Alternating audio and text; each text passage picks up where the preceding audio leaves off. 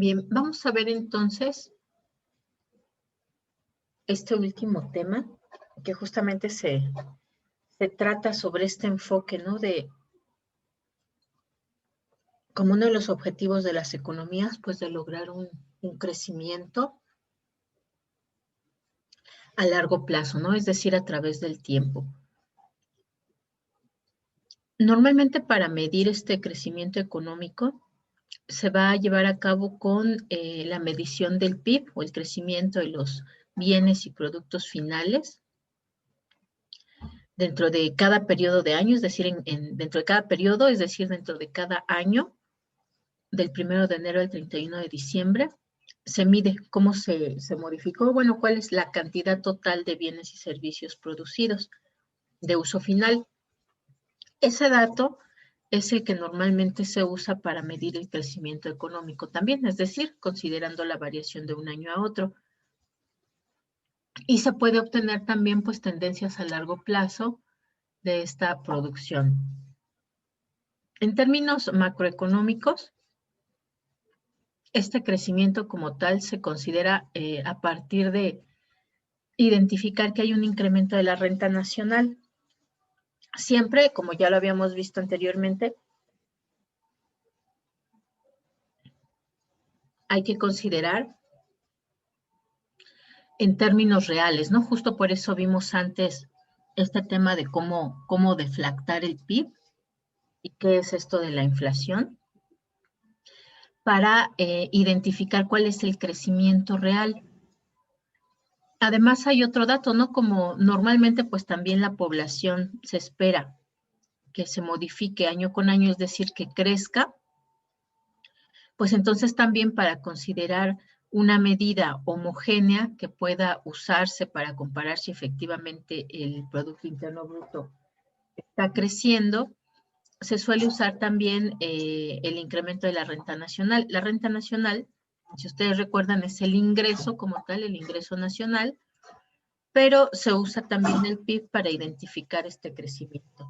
De tal forma que entonces se va a usar cualquiera de estas tres medidas, además del PIB en general. Por ejemplo, el PIB por habitante, es decir, dividiendo el Producto Interno Bruto entre el número de habitantes, el número de población, el PIB por trabajador, considerando las personas que están en edad de trabajar, o el PIB por horas trabajadas. Es decir, se considera también las horas que se trabajaron durante ese año y entonces el PIB se divide entre ellas, ¿no? Cualquiera de estas medidas puede usarse. Las más comunes pues son el PIB simple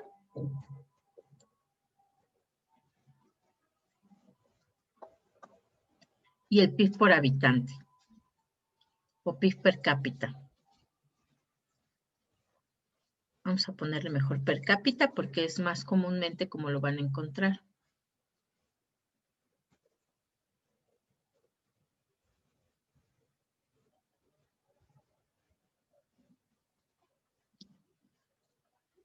Y bueno, antes de seguir hablando de las teorías como tal,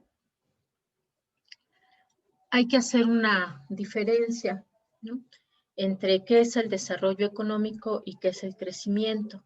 El desarrollo económico, como tal, pues incluye otros conceptos, además de este incremento del nivel de producción o de la variación del número de bienes y servicios que se produjeron durante un año, sino que además integra cuestiones como el nivel de bienestar social en una economía, la calidad de vida que tiene la población, es decir, su acceso a la alimentación, a salud, a educación, a vivienda, e incluso se incorporan algunas nociones que tienden a ser más abstractas, como la libertad de expresión, la libertad política, la seguridad social. Y bueno, en general, muchas veces se confunde justamente cuando se habla de crecimiento económico y de desarrollo económico. Normalmente en las teorías económicas siempre han colocado como una de las funciones del Estado el crecimiento económico Y muchas veces inclusive confundiéndolo con esto, ¿no? Entonces, pero en realidad el objetivo como tal del gobierno es lograr desarrollo económico. Si bien se considera que es necesario a partir de que la población pues crece año con año, el que también haya un incremento de la producción, pues en realidad el objetivo es este, ¿no? Que las personas alcancen mayores niveles de bienestar, que la calidad de vida sea adecuada, que tengan libertades como tal los ciudadanos. Entonces, es importante hacerlo, ¿no? Porque muchas veces, o en realidad, pues muchas veces se han centrado más en alcanzar un crecimiento económico que en lograr el desarrollo, ¿no? Sin embargo, pues van de la mano, pero desarrollo económico siempre será un concepto más amplio. Entonces, pues siempre se han preguntado como tal las personas, bueno, ¿qué es lo que determina entonces esa tasa de crecimiento a través del tiempo, ¿no? ¿Por qué algunos países sí tienen crecimientos económicos más amplios o más grandes que otros? Pues para eso se han desarrollado diferentes teorías y modelos que hablan sobre cuáles pueden ser estas causas, ¿no? O estos determinantes de que crezcan las economías.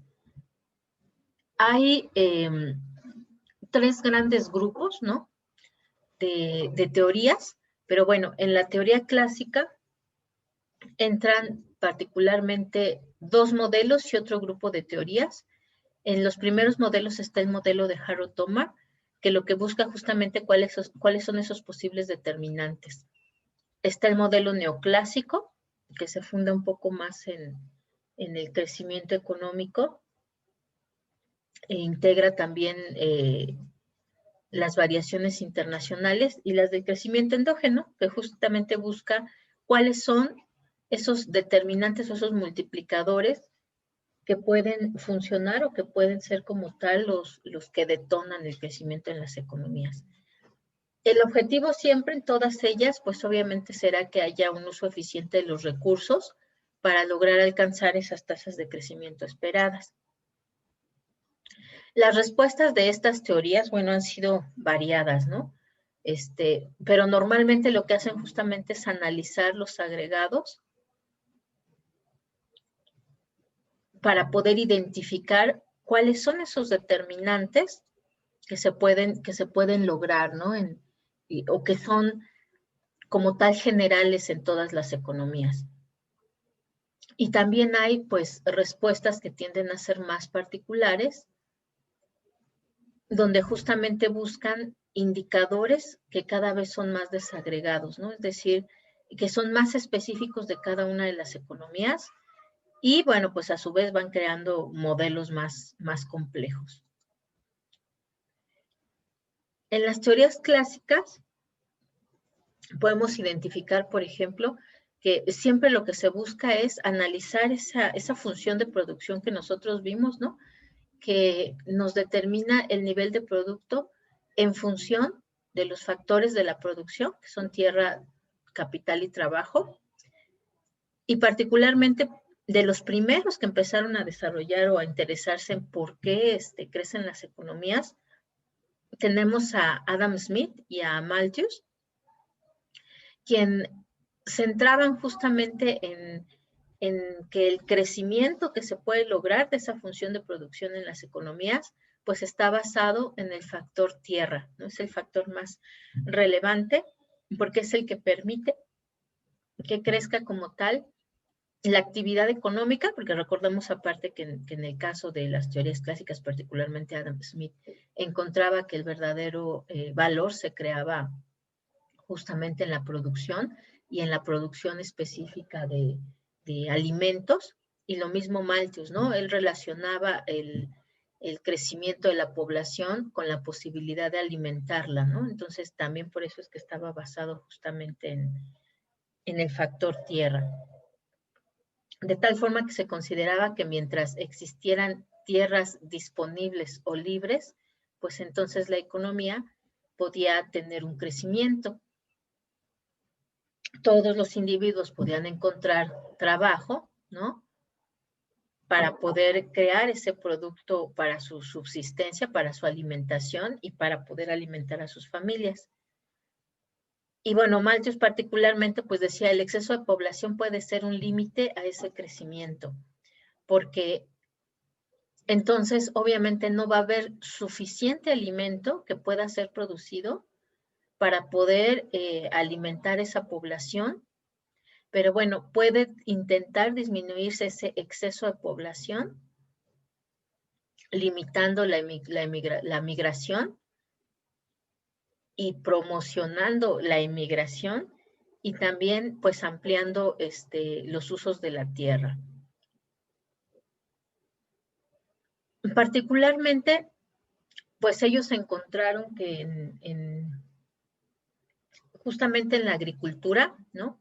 Y por esta ampliación de las tierras hacia otros usos o por la modificación de los usos de la tierra para volverlos materia disponible para producir alimentos particularmente, pues encontraron que había ciertos rendimientos decrecientes, ¿no? Sí podía crecer la producción, pero al ir agregando tierras que eran de una calidad menor o inferior a las que primero se habían elegido, pues entonces obviamente iba a haber una repercusión en la producción final que alcanzaban, donde a medida que aumentaban tierras nuevas, pues iban a aplicar estos rendimientos decrecientes, es decir, la cantidad de producción sí iba a crecer, pero iba a ser menor que en las tierras que eran más adecuadas para la producción agrícola, ¿no?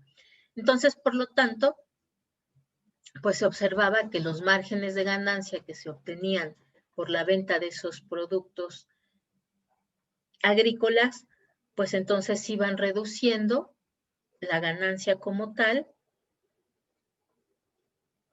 por estas tierras que eran menos productivas, ¿no? De tal forma que entonces se llegaba a un punto donde se hablaba que pues dejaba de haber un crecimiento, ¿no? Entonces, este es un concepto importante, ¿no? Que ellos pudieron identificar, el de los rendimientos decrecientes, porque entonces decían, bueno, el crecimiento económico tiene como limitante la escasez de recursos naturales, ¿no? Es decir, si la población sigue creciendo, pero no crecen al mismo ritmo la nueva producción de bienes y de servicios, pues entonces hay una limitante. ¿Y cuál es esa limitante? Pues justamente que estas nuevas tierras que se van usando, pues tienden a ser cada vez menos productivas. Y eso genera escasez.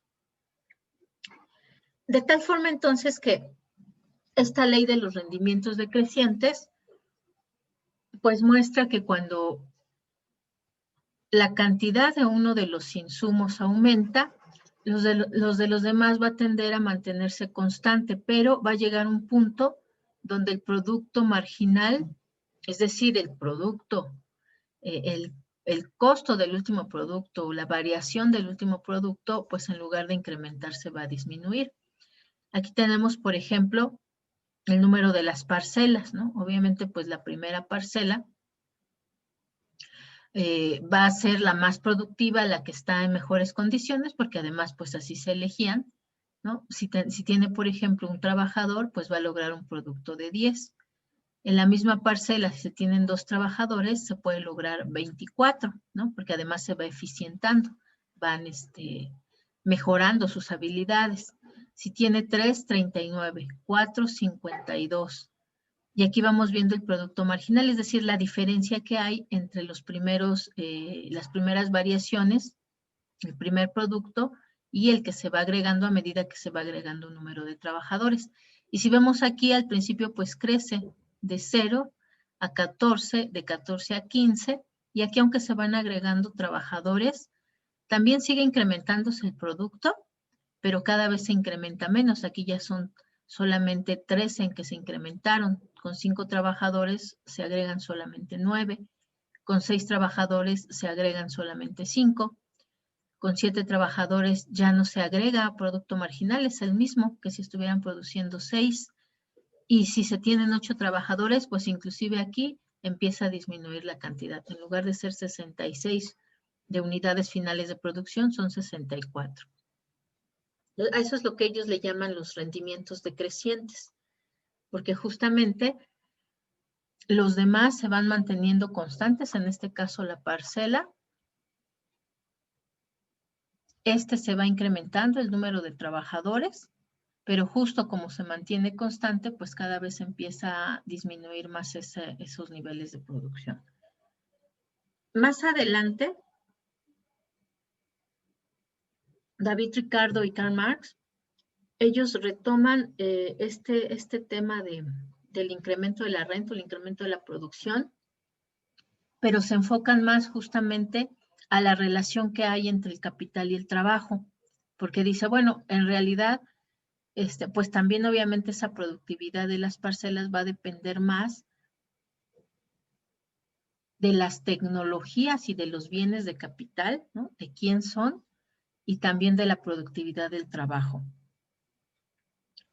En general, las teorías que ellos desarrollan también mencionan que efectivamente también ahí van a existir rendimientos decrecientes, lo que puede llevar a este estado estacionario que ya habían planteado Adam Smith. Pero ahora el número de trabajadores es el factor como tal que limita ese crecimiento, ¿no? Ya no la agricultura.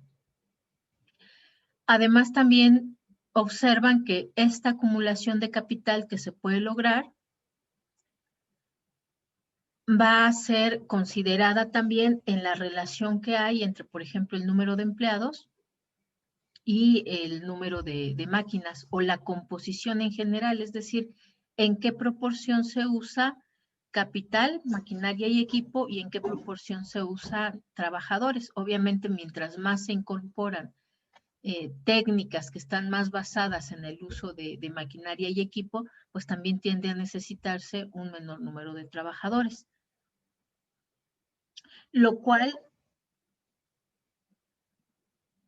pues a su vez implica que se requiere un número creciente de trabajadores, ¿no? Para que pueda incrementarse también ese nivel de producto.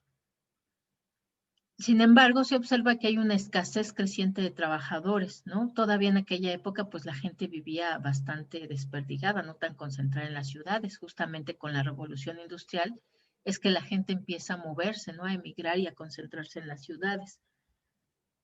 Y esta escasez de trabajadores, entonces, obviamente, empuja que el salario sea más alto, ¿no? Que aumente el salario real para que la gente, pues, esté dispuesta a trabajar y a percibir un salario. Pero eso, ¿no? En la medida en que se usa un mayor número de trabajadores, pues también tiende a disminuir la productividad del capital. Por lo tanto, entonces también la tasa de beneficios, ¿no? Porque se tiene que repartir más cantidad entre salarios y no se emplea una mayor tasa de capital, ¿no? Que todo lo que se usa como capital obviamente pues es una retribución al mismo empresario, ¿no? Por lo tanto, entonces, pues mientras más altos son los salarios, pues también la tasa de beneficios va a disminuir y eso tiene una tendencia continua hasta que esa tasa de ganancia también se vuelve nula y entonces se detiene ese proceso de acumulación, que es lo que hace atractivo al empresario pues el producir, ¿no?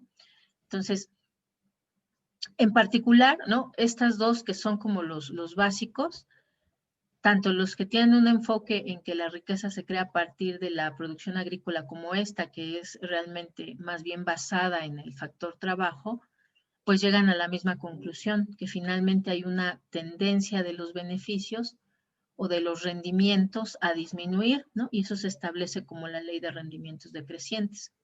Por ahí, por ejemplo, en esa época, ¿no? Carlyle explica, ¿no? Que la economía es una ciencia lúgubre o desoladora por esta cuestión, ¿no? De que siempre va a haber una tendencia de los rendimientos a disminuir y que eso en sí mismo pues genera una limitante para lograr ese crecimiento de la producción total. Más adelante ya también dentro de las teorías clásicas, pero ya varios años más para acá, se desarrolla el modelo Harrod-Domar, que tiene un enfoque keynesiano. donde también se basan en el análisis de la función de producción y de los factores de la producción, pero particularmente igual centrados en capital y trabajo.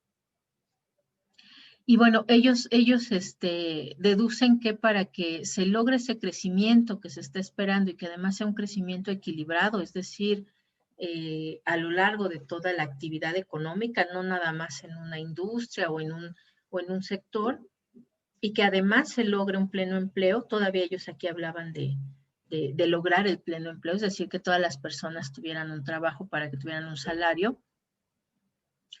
Es necesario entonces que el producto y ese capital productivo crecieran en la misma proporción que la tasa natural de crecimiento, es decir, que como crece la población, esa tasa natural de crecimiento se calcula como la tasa de crecimiento de la población activa, población económicamente activa, más la tasa de crecimiento de la productividad del trabajo. Pero bueno, está medida justamente por el número de personas que se van agregando a esa población económicamente activa, es decir, que ya requieren un empleo o un trabajo, pero además también se tiene que considerar su productividad, ¿no? Porque justo aquí lo que decíamos nosotros al momento de agregar, va disminuyendo esta disminución del producto marginal, lo que marca justamente es la productividad del factor trabajo. Entonces, aquí dice, bueno, tienen que crecer ambas, tanto la productividad del trabajo como la proporción en la que está creciendo la población. De tal forma, entonces, que para que se logre un crecimiento del Producto Interno Bruto, pues se requiere que crezca el capital, ¿no? Es decir, los acervos de máquinas y herramientas de infraestructura, y para que se pueda crecer ese capital, pues obviamente se requiere de ahorros previos, ¿no? Es decir, de ahorros que se destinen o se hagan uso de ellos para convertirlos en inversión y efectivamente se pueda invertir en creación de infraestructura o en adquisición de máquinas y de herramientas cada vez más avanzadas, ¿no? Con tecnologías más modernas. De tal forma entonces que si el crecimiento del capital tiende a ser menor al crecimiento del trabajo, pues entonces obviamente ahí va a generarse desempleo.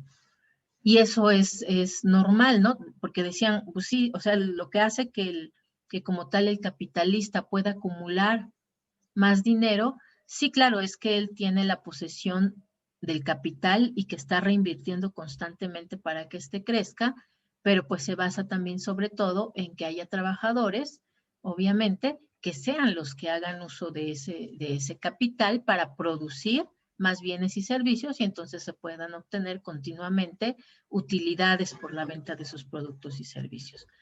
Si no crecen a la misma tasa, entonces obviamente va a haber menos capital disponible para incrementar los niveles de producción y entonces habrá menos necesidad de contratar trabajadores. Y si no hay necesidad de contratar trabajadores y de todos modos estos se siguen agregando a la población activa, pues el resultado es que va a haber desempleo. Entonces, como tal, lo importante era lograr ese equilibrio, ¿no? Por eso se habla de un crecimiento equilibrado. De otra forma, también vemos que si el crecimiento pues era superior de este capital, pues entonces va a haber distorsiones en la tasa de ahorro,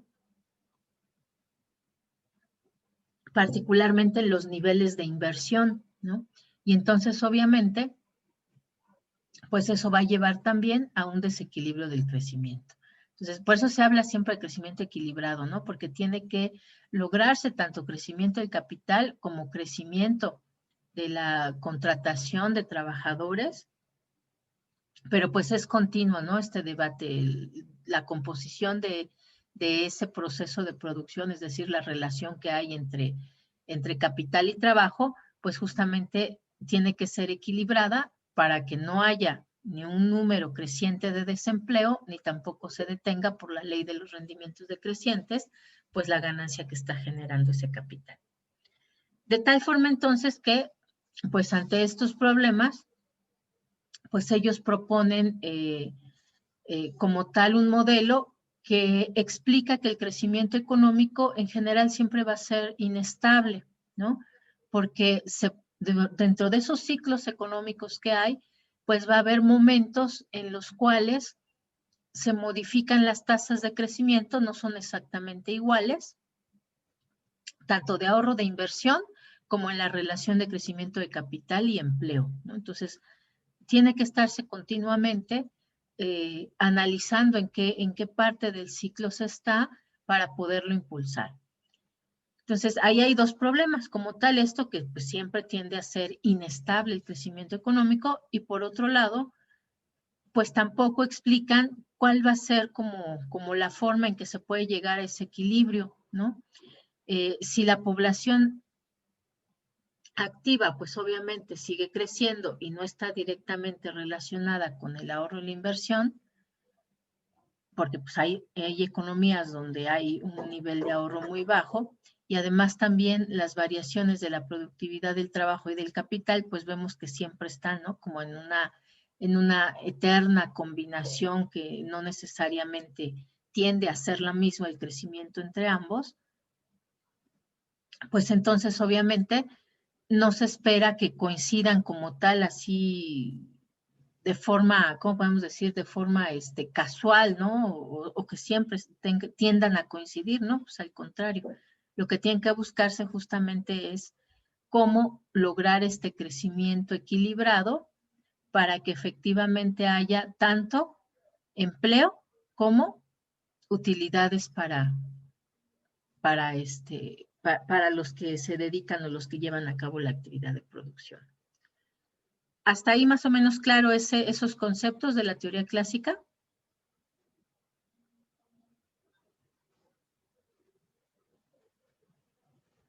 Alguien que me conteste, si no, no sé si están desayunando y ni caso me están haciendo.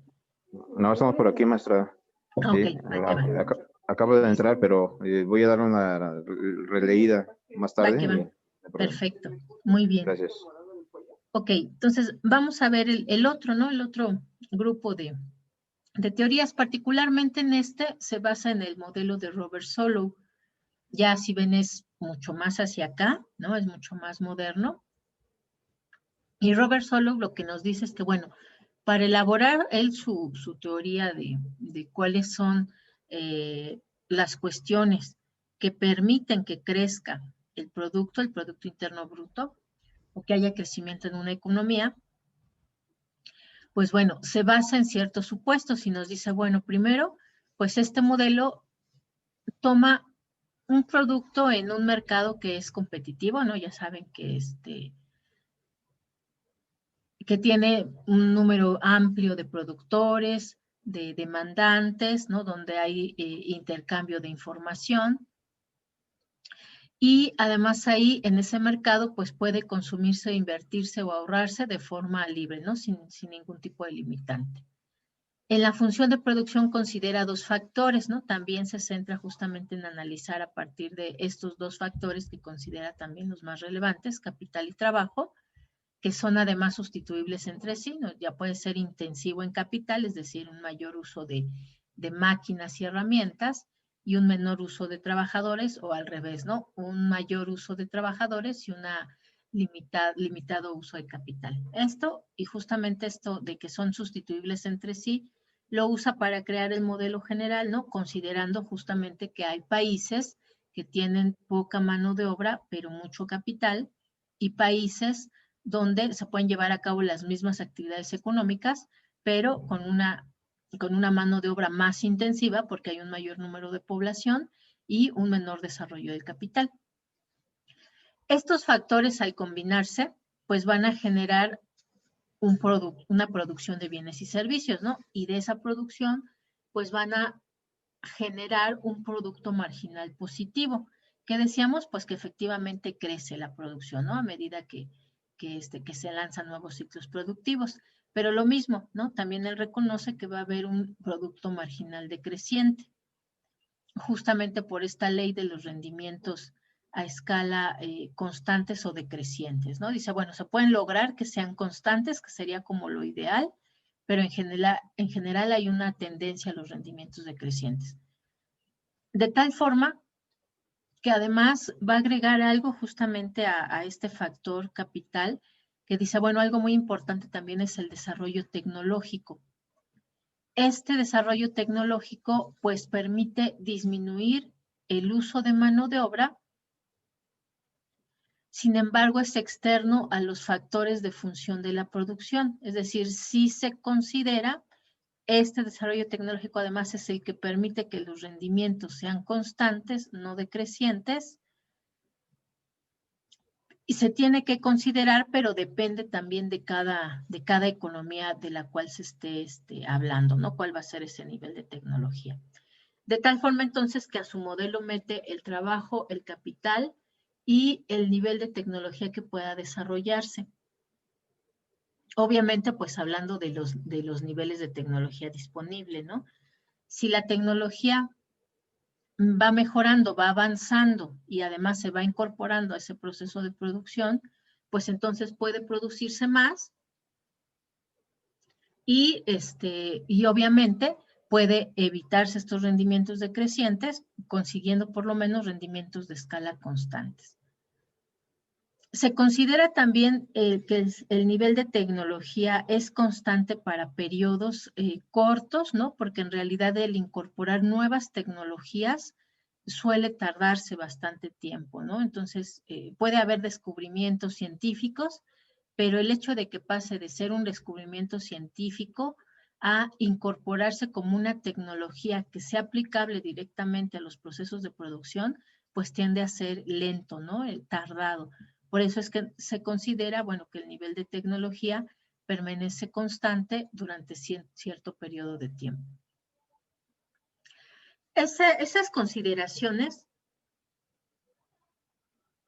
pues permite que haga ciertos pronósticos, ¿no? Por ejemplo, que el crecimiento económico, que se basa justamente en la acumulación de capital, tiende a ser limitado en el largo plazo. Por eso que decimos que tardan en incorporarse las nuevas tecnologías, por lo cual entonces se sigue aplicando esta ley de los rendimientos marginales decrecientes, ¿no? De tal forma entonces que el único factor que puede lograr ese crecimiento a largo plazo, pues es cuando se integran nuevos avances tecnológicos.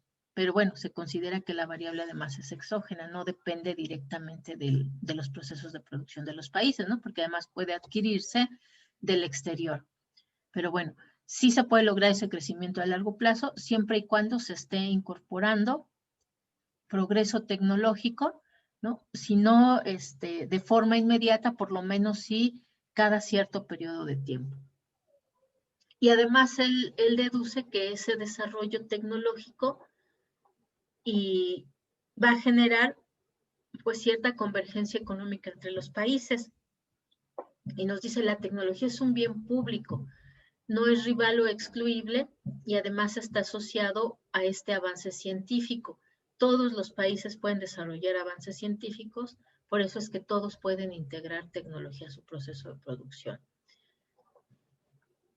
Y además, al existir una posibilidad de que se haya transferencia de tecnología, que se pueda adquirir esa tecnología a bajo costo, pues entonces todos los países pueden acceder y van a tender a igualarse las tasas de crecimiento en el tiempo en el largo plazo. Pero bueno, en realidad esto es pues es un supuesto que él considera, ¿no? Que en realidad pues no necesariamente, ¿no? Porque ya cuando lo analizamos en la realidad, realmente la transferencia de tecnología no siempre se da, ¿no? Y eso pues justamente no permite estos saltos, ¿no? El poder lograr rendimientos crecientes en lugar de rendimientos decrecientes. Hay algunos problemas que además después se le critican a Solow, que bueno, él asume como tal que es importante el desarrollo tecnológico, pero no lo explica, ¿no? Es decir, esto lo toma como una variable exógena.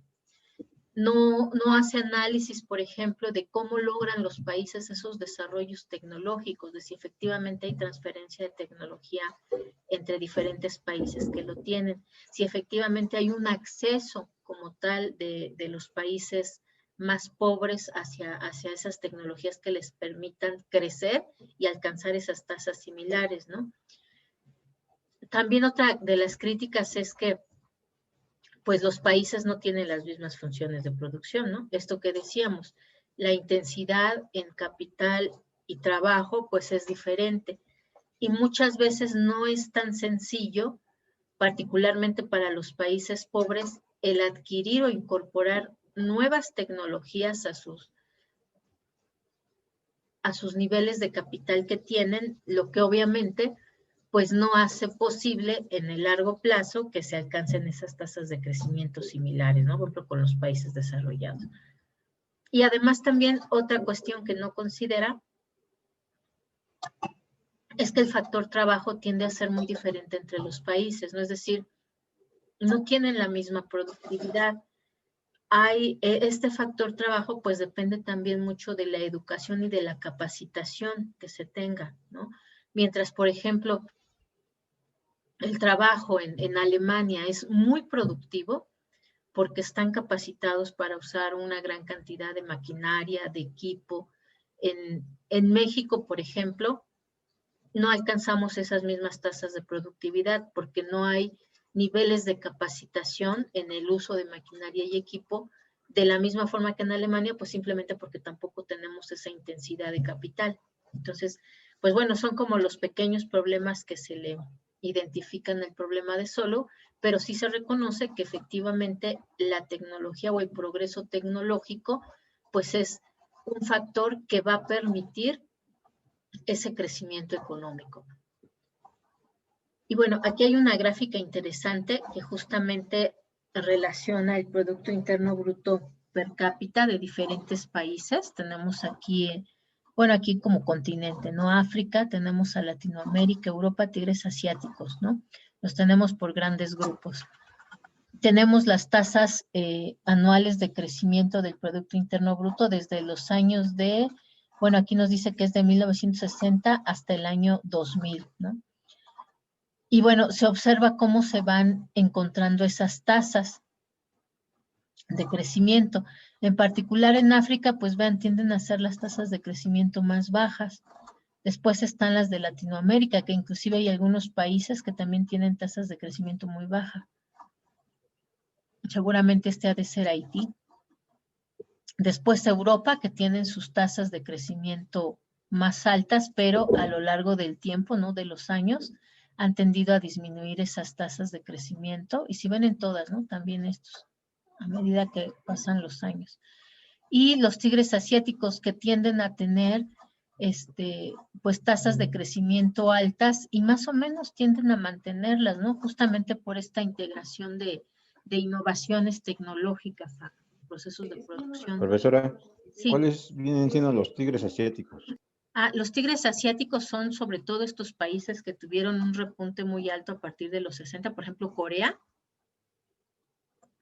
Corea anteriormente tenía condiciones muy parecidas a México, por ahí de los años 70 justamente.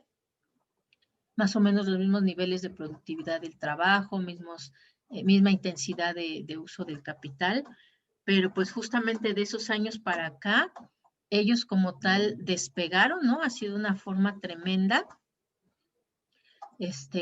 con la incorporación de tecnología y pues nosotros seguimos como a pasito lento.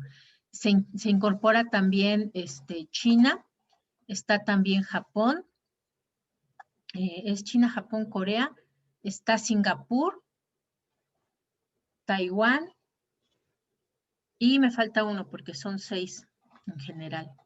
Pero a ver si ahorita me acuerdo cuáles son estos tigres.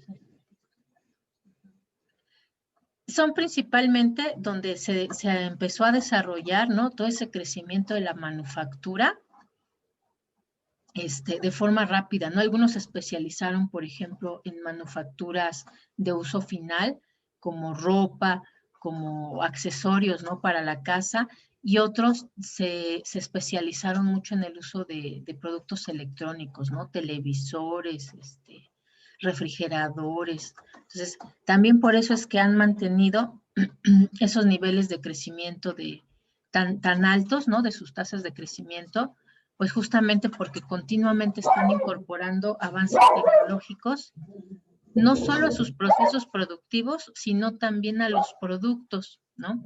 Lo que hace justamente que se incrementen también esos rendimientos de lo que obtienen, porque cada vez pueden ofrecer a precios más altos los productos porque efectivamente están integrando tecnología, ¿no? En el caso de los países europeos, pues se puede observar que obviamente pues sí se han seguido creciendo, ¿no? Pero crecen, por supuesto, más rápido que los países de África, pero los asiáticos esos crecen más altos que los de Europa, ¿no? Y lo mismo sucede en el caso de América Latina, pero vean, lo que es interesante es esto, sí efectivamente se alcanzan tasas altas de crecimiento, pero a largo plazo, ¿no? En lugar de que se alcancen tasas de crecimiento por lo menos estables, lo que sucede es que empiezan también a disminuir esas tasas de crecimiento. Y esos datos pues, son súper interesantes. Y bueno, como tal dicen, pues no se verifica esa convergencia económica entre los países de África, ¿no? Pues ellos siguen acá, siempre con las tasas de crecimiento más altas e incluso tasas de crecimiento negativas. Después viene otra teoría, ¿no? Que están también dentro de los neoclásicos, que es en particular la de Romer. Romer como tal, pues dice, bueno, también analizamos el crecimiento a largo plazo, pero en este caso, en lugar de como tal solo la tecnología, vamos a incorporar la acumulación de conocimientos, ¿no? Es decir, la posibilidad de incorporar dentro de esos procesos de producción avances en conocimiento. Este conocimiento lo que hace es hacer más productivos a los factores, ¿no? Particularmente, esta productividad marginal, pues a su vez da paso a que haya rendimientos crecientes y que tengan efectos positivos. Bueno, le llama ahí externalidades, ¿no? Es decir, además de que crezca la producción, pues obviamente hay otros beneficios como mejora de la calidad de vida, etc., justamente por la incorporación del conocimiento. Esta incorporación de conocimientos también se observa en ese largo plazo que va a haber ciertos rendimientos decrecientes. Por eso es que tiene que estarse incorporando constantemente dentro del proceso de producción, de la misma forma que se hacía con la tecnología. No, tiene que haber avances, no se puede quedar simplemente en incorporarlo en un periodo, sino que constantemente tiene que estarse dando para lograr efectivamente cambios tecnológicos, ¿no? La diferencia con el modelo de Harrod y de Doma es que aquí considera el cambio tecnológico ya como algo endógeno, no como algo externo que X si se obtiene, se puede lograr esos saltos tecnológicos y entonces que haya un constante crecimiento económico.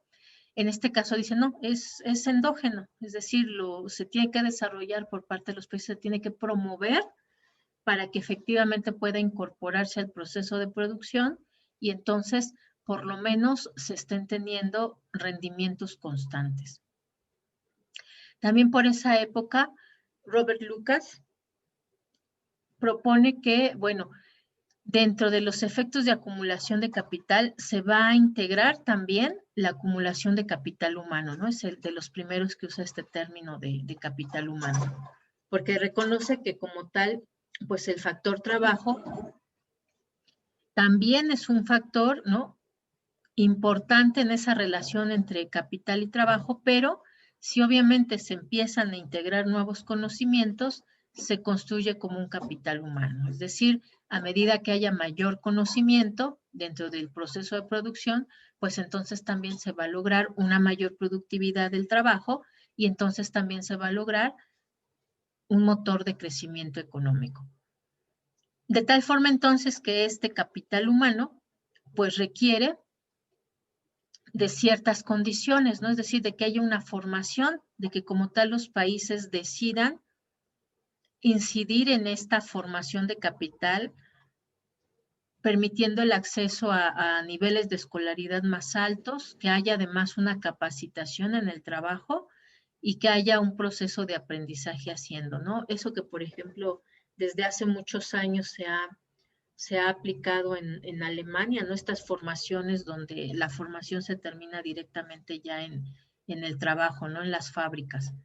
Y bueno, ahora también actualmente se está buscando incorporar ese tipo de formaciones donde pues sí empiezan a estudiar una carrera, pero finalmente terminan como que el proceso final directamente en las plantas de producción y también como una forma pues de formar a las personas según las necesidades de las plantas productivas, ¿no? Para que puedan encontrar trabajo. Bueno, es más, para que no tengan que salir a buscar trabajo, ¿no? Sino que desde ahí, como ya fueron capacitados directamente en el tipo de trabajo que tienen que realizar en las plantas productivas, pues desde ahí el empresario vea los beneficios, ¿no? Y entonces contrate a las personas. Sin embargo, bueno, en realidad son pocos aún los logros que se han tenido con esos modelos aquí en México. Bueno, ¿cuáles son los supuestos de los que parte este modelo de Lucas? Por un lado, dice, bueno, existen externalidades en el capital particulares a cada firma, ¿no? De tal forma, entonces, que la tasa de acumulación de capital en su economía no tiene rendimientos decrecientes, sino constantes, ¿no? Justo por esto, porque cada una de las empresas pues empieza a acumular ciertos grados o niveles de conocimiento de sus trabajadores y los va capacitando. Se piensa en el capital de una forma genérica, no solamente como acumulación de maquinaria y equipo, ¿no? Justo también por eso retoma ese concepto de capital humano, ¿no? Y además integra otros como el capital físico, capital humano y el capital en conocimientos. De tal forma entonces que la acumulación de capital humano va a tener también ciertas externalidades, particularmente positivas, y hace más productiva a la fuerza de trabajo en general, ¿no? Es decir, si se conserva a alguien a quien ya se capacitó, pues ya no tiene que volverse a correr con esa curva de aprendizaje si se contrata a nuevas personas donde otra vez tiene que empezarse ese proceso de capacitación. Y además considera en sí mismo que el aumento de conocimiento es una actividad económica, ¿no? Es decir, su opción o su función como tal, pues va a ser crear bienes que no sean rivales y que además puedan integrarse justamente en las funciones de producción. Por lo tanto, entonces, pues ese crecimiento económico va a depender de la proporción en que los recursos humanos son destinados a crear capital humano y conocimientos, ¿no? Es decir, en la medida en que se invierta para mejorar la productividad de ese factor trabajo, que además ya no se le ve solo como factor trabajo, sino como capital humano. ¿Por qué? Porque se permite que a su vez vaya acumulando información, es decir, que vaya acumulando conocimiento que va a aplicar directamente en el proceso de producción, mejorando su propia productividad del factor trabajo. Y bueno, en realidad pues también está interesante esta propuesta, sin embargo, pues también dependiendo de los países es este enfoque que se le va a dar al conocimiento, ¿no? O sea, particularmente digo en economías como la nuestra, realmente todavía no hay una valorización de lo que significa esa generación de capital humano, ¿no? Es decir, de capacitar a las personas y de mantenerlas.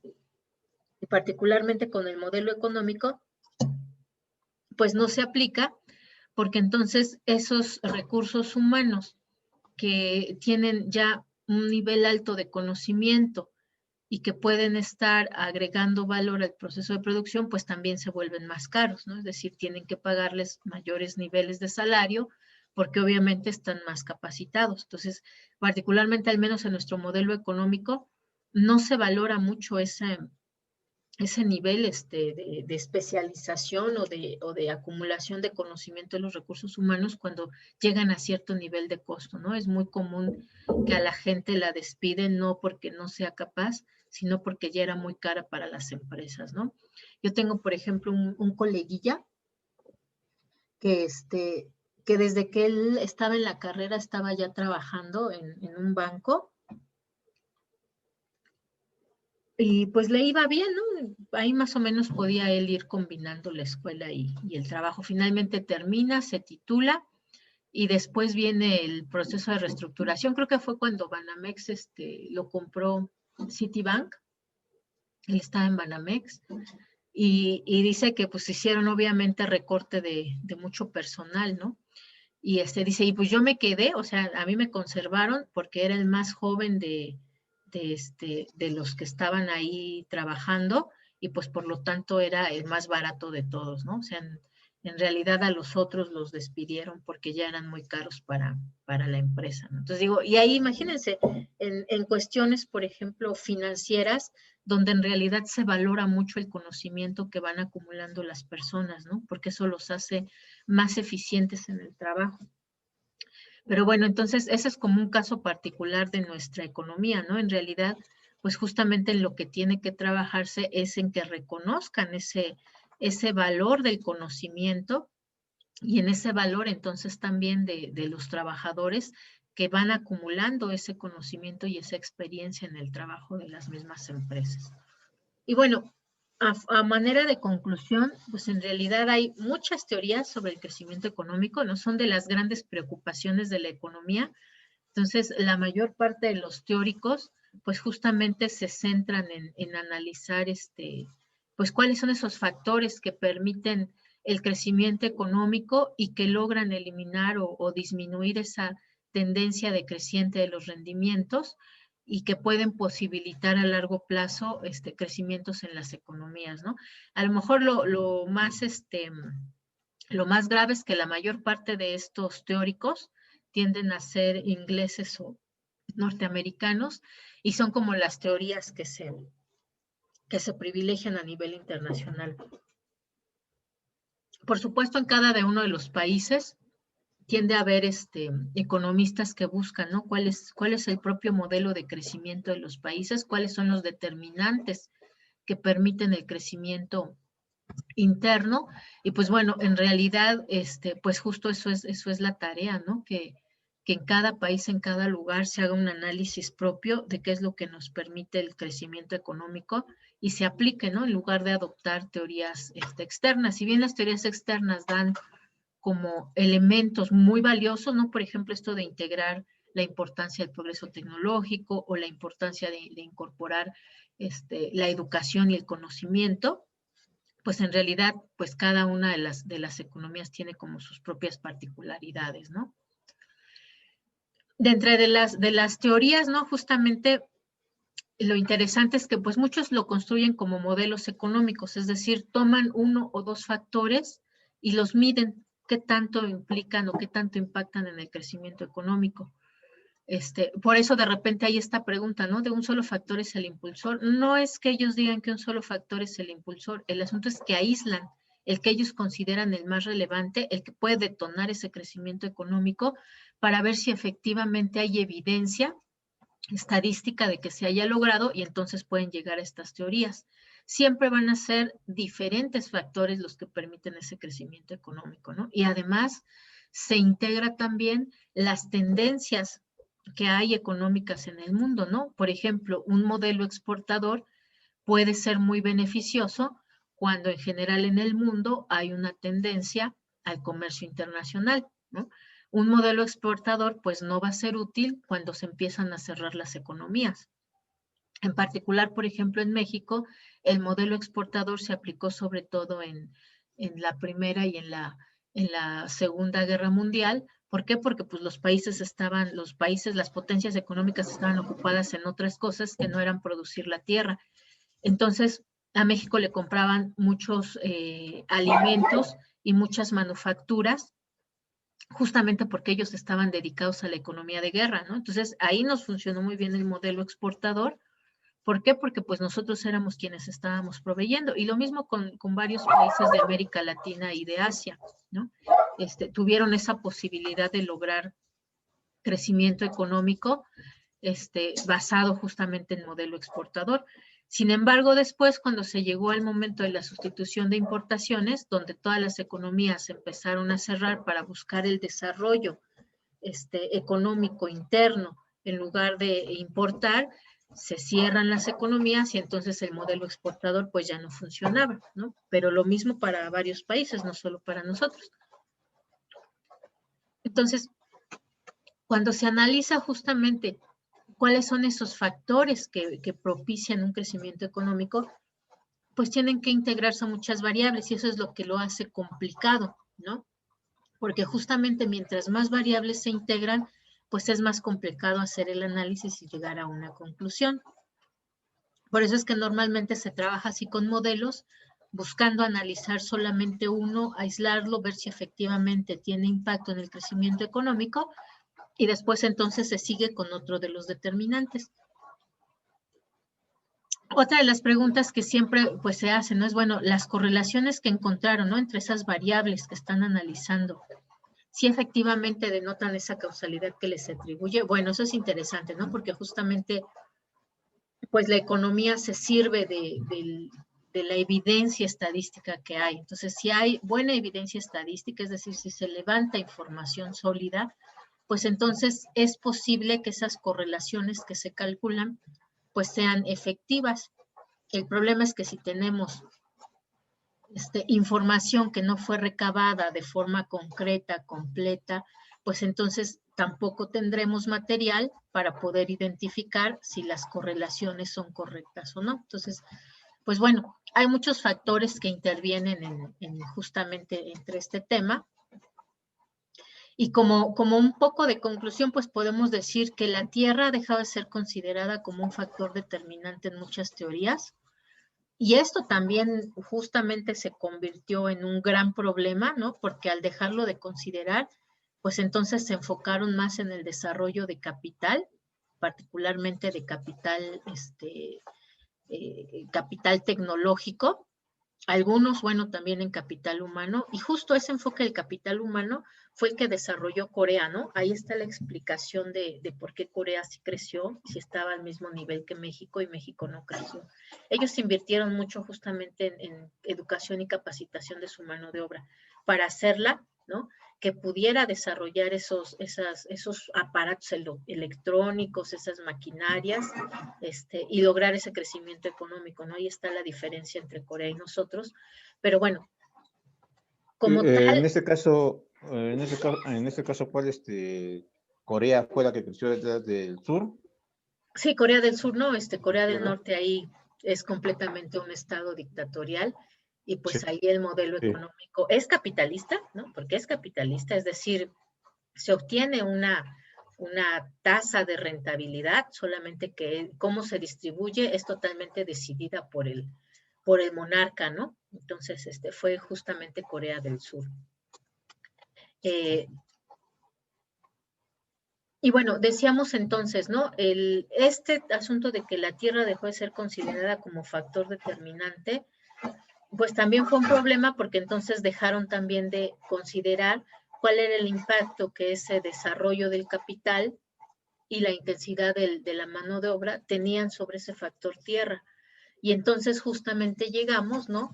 A estos impactos ambientales que hay en el mundo, que más adelante, es decir, particularmente en los años 70, se empezó a observar que también eran una limitante al crecimiento, ¿no? Entonces, a partir justamente de los años 70, ahí empieza a haber un problema, y bueno, en realidad fue ya, diría uno, cuando ya les cayó el escupitajo a la cara que aventaron hacia el cielo, fue cuando dijeron, no, siempre sí hay que regresar un poco a ver este asunto de los recursos naturales, ¿no? En los 70 se dio en el caso de Estados Unidos el incremento de los precios del petróleo porque se estaban disminuyendo las reservas que había en los países más desarrollados y entonces esa escasez, que bueno, también de repente era escasez creada por los miembros de la OPEP, esa escasez pues justamente hizo que se incrementaran de forma importante los precios del petróleo. Y eso hizo que se incrementara muchísimo el precio de las gasolinas. Y particularmente en Estados Unidos, incluso por ahí buscan ahí algunos documentales, hay imágenes, también hay reportajes, hay imágenes donde se observa que están parados los autos, ¿no? Y la gente pues tiene que salir de sus casas a trabajar y se van caminando, ¿no? O sea, sin importar la distancia que era, porque pues la gente tenía que ir a trabajar, y no había gasolina, porque la gasolina estaba carísima. y había escasez de gasolina. Entonces ahí fue donde se dan cuenta y dicen, sí, pues ¿de dónde viene la gasolina? Ah, pues es del petróleo. ¿Y qué es el petróleo? Pues es un recurso natural. ¿Y qué pasa con ese recurso natural? Bueno, pues sí lo producimos, pero no en la medida suficiente para todo lo que necesitamos para los procesos de producción.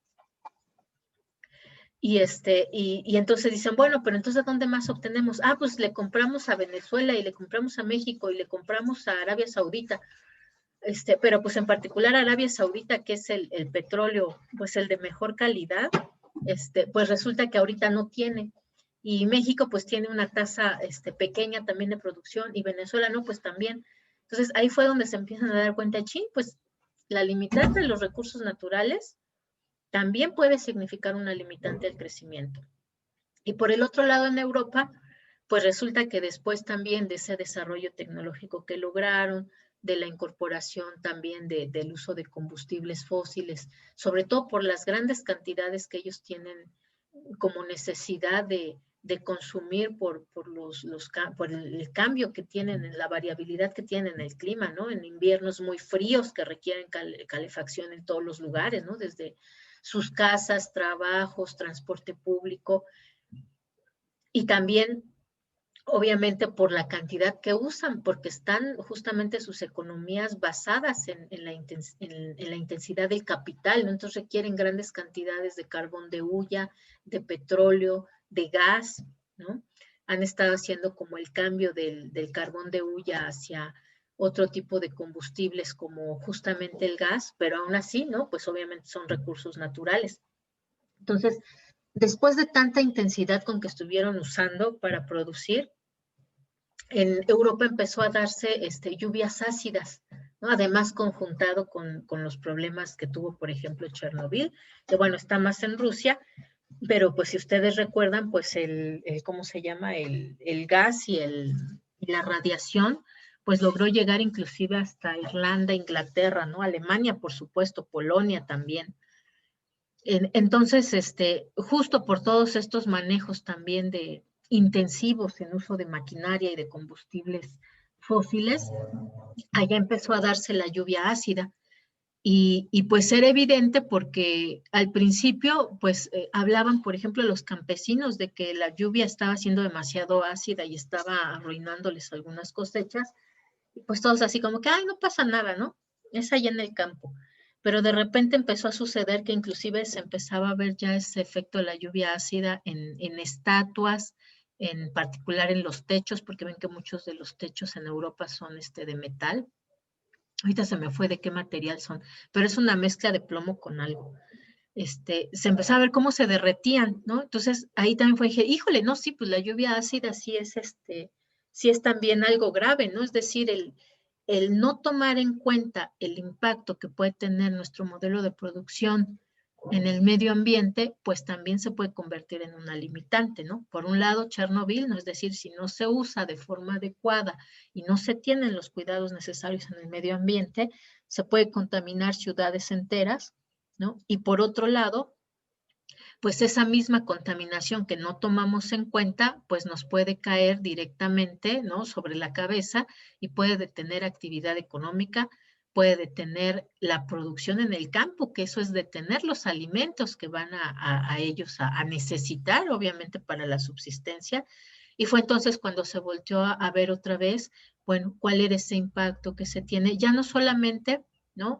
Como factor determinante la tierra por lo que pueda producir, sino además por lo que se puede afectar. Y justo hay un documento que se llama Los límites al crecimiento, que se elaboró en 1980 por Stern, que así se llama Los límites del crecimiento. Y ese documento dio paso más adelante en 1982 al informe que se elaboró, se le conoce como el informe Brundtland, donde entonces se define por primera vez el desarrollo sustentable, ¿no? Y se dice, pues este desarrollo sustentable es aquel desarrollo que puedan tener las generaciones actuales sin perjudicar o comprometer el desarrollo de las generaciones futuras, ¿no? Pero justamente fundamentado en esto, en que si no se tiene cuidado en el modelo económico de desarrollo, pues entonces se van a estar agotando los recursos, particularmente pues en ese momento se pensaba en petróleo por la escasez de petróleo, y después también, pues obviamente por los impactos que pudiera tener la lluvia ácida en los países, ¿no? En Estados Unidos también hubo lluvia ácida, pero fue muy leve, no fue tan impactante, por ejemplo, como en las principales ciudades de Europa, ¿no? Se pudo observar.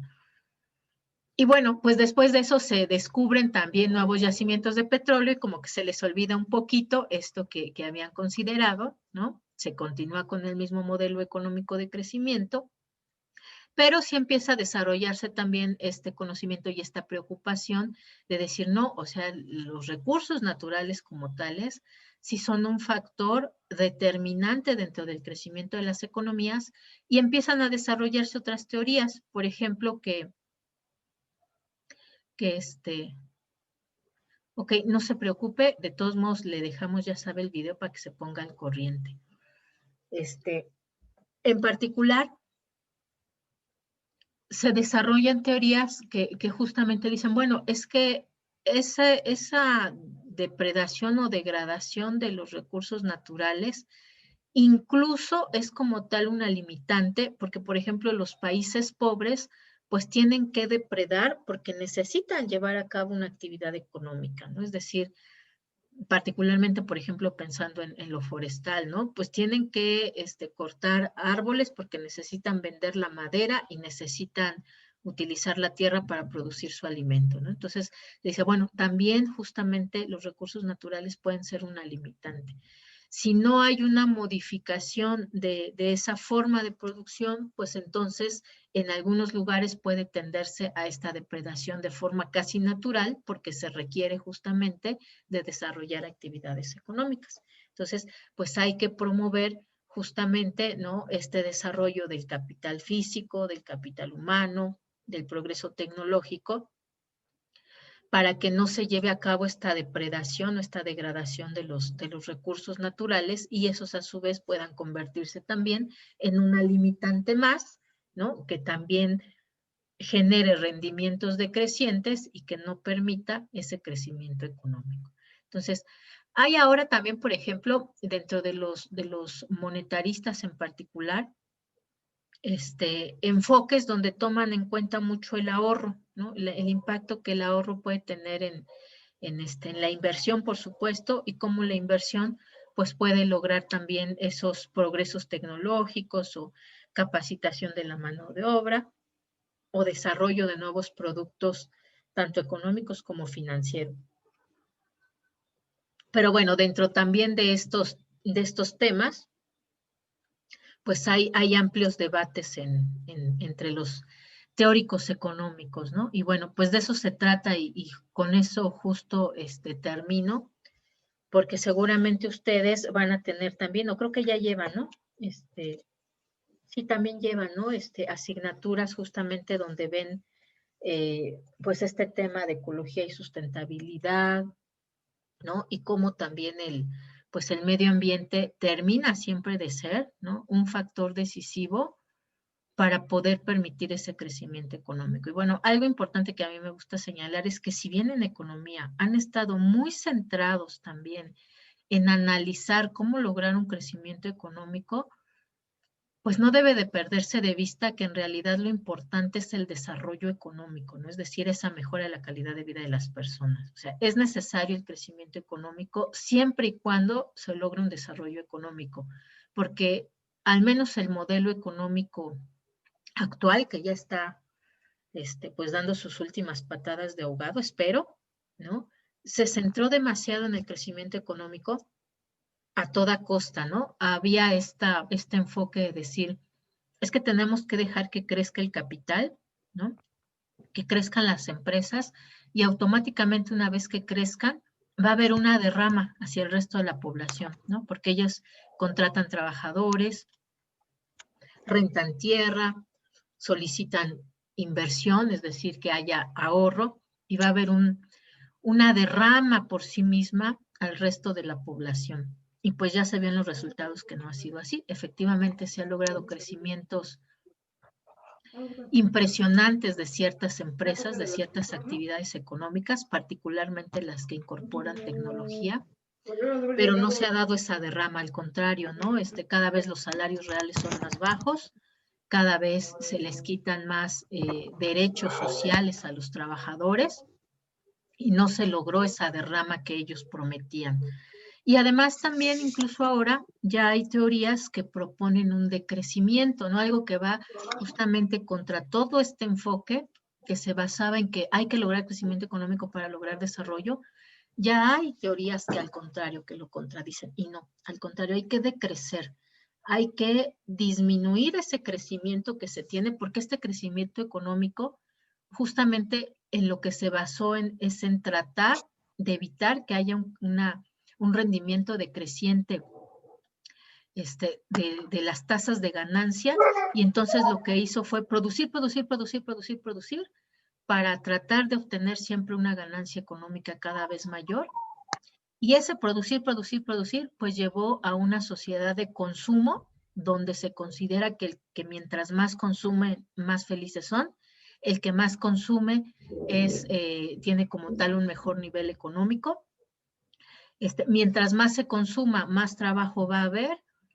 Mientras más se consuma, puede haber mayores niveles salariales, y en realidad pues eso no fue cierto, ¿no? A lo que nos ha llevado pues es también a una gran cantidad de residuos que finalmente terminan por impactar también en la tierra, ¿no?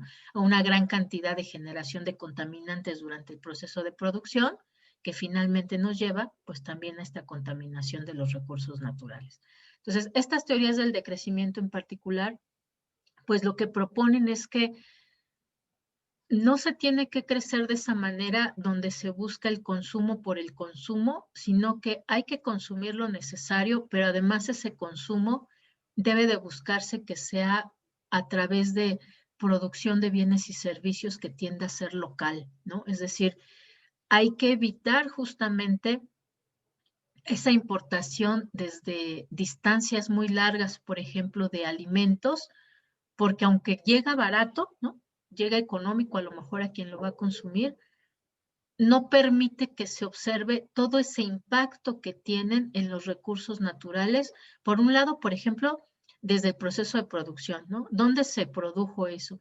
Ah, pues se produjo en tal país, se usó una gran cantidad de fertilizantes para lograr que fuera más productivo, o se incorporaron organismos genéticamente modificados que no sabemos cuáles van a ser sus impactos en el cuerpo humano, pero de esa forma se logró bajar los precios, ¿no? Para que entonces fuera tan barato, además se les paga, ¿no? Muy poco, o se acepta trabajo infantil o trabajo en condiciones de esclavitud, para que el precio sea suficientemente bajo como para que además se pueda costear el traslado vía barco, vía avión a otro país, y siga siendo más barato que lo que ellos producen, ¿no? Pero además durante ese proceso de transportación o de distribución se va a generar una gran cantidad de contaminación, ¿no? La industria aeronáutica es de las que más gases de efecto invernadero producen. A lo mejor los barcos tienden a ser un poco más limpios, pero también usan una gran cantidad de combustibles fósiles, que entonces obviamente pues también contaminan mucho. Y entonces sí llega finalmente a esos países a un precio económico, pero esconde detrás de sí todos esos procesos de explotación y de contaminación que no ve el consumidor final. Entonces, si en realidad se internalizaran todos esos costos, pues sería carísimo ese producto por todo lo que está contaminando, por todo lo que no paga de salarios y de derechos a los trabajadores. Entonces, pues justamente dice, hay que crecer, sí, pero tiene que ser un crecimiento organizado de tal forma que además se produzca y se consuma de forma local, para que se tenga plena conciencia de cuál es el impacto que se tiene, y para que también ese impacto económico pues se quede en la localidad, ¿no?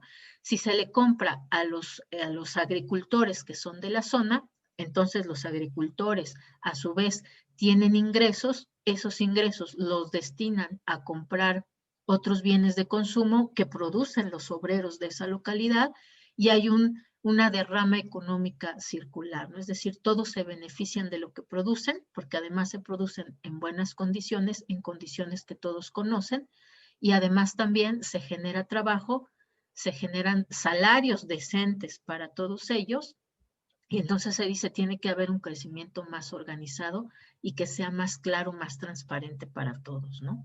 Entonces, bueno, pues ahí hay un debate, porque obviamente pues las grandes empresas, que son las que se han beneficiado de estos crecimientos económicos importantes durante el modelo económico actual, ¿no? Que además se liberalizó el comercio, se liberalizaron las inversiones, se ha permitido que puedan moverse los capitales de un país a otro sin necesidad de pagar impuestos o de alguna restricción, ¿no? Pues obviamente ellos son los menos interesados en que haya decrecimiento. Ellos van a seguir propugnando porque el modelo actual de crecimiento económico, donde ellos pueden crecer, pues es el que más va a funcionar, ¿no?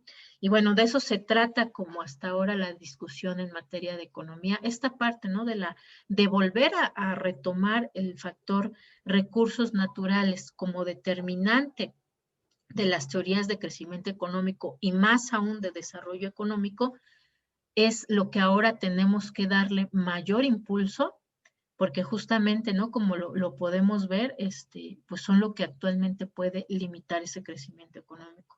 Y digo, y sin ir más lejos, nosotros lo hemos visto aquí en la ciudad, ¿no? Hace 2 años, sí, si no me equivoco, ¿no? Si ustedes recordarán, por contingencia ambiental nos detuvimos 2 semanas, ¿no? No podían trabajar ciertas empresas por la contaminación que había, ¿no? Por Ir lo a la de los escuela. Oiga, incendios. profesora, Sí, tengo una duda.